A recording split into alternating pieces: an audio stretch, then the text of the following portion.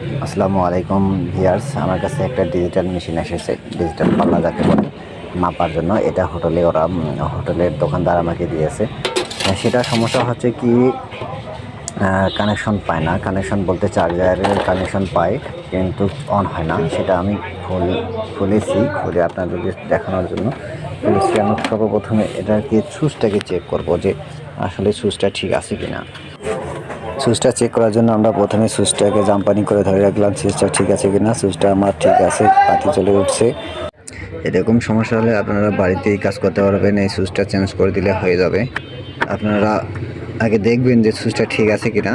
যদি বেশি সমস্যা হয়ে যায়, কোনো টেকনিশিয়ানের কাছে নিয়ে যেতে পারেন বা নিজেই ঠিক করতে পারবেন। বাজার থেকে এই সুইচগুলো নেবে 5 থেকে 10 টাকা। সুইচটা খুলে নিলাম।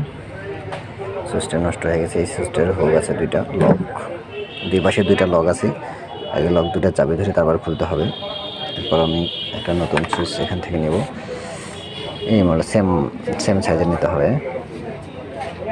দেখতে পাচ্ছেন, এটা হচ্ছে সেম মডেলের সুইচ। সেটা আমি এখানে লাগাবো।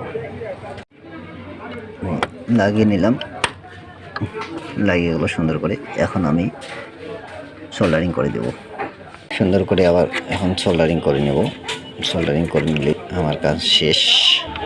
সুইচটা লাগার সঙ্গে সঙ্গে আমার মেশিনের লাইন চলে আসছে। আমি এখন কাভারটা সুন্দর করে লাগাবো।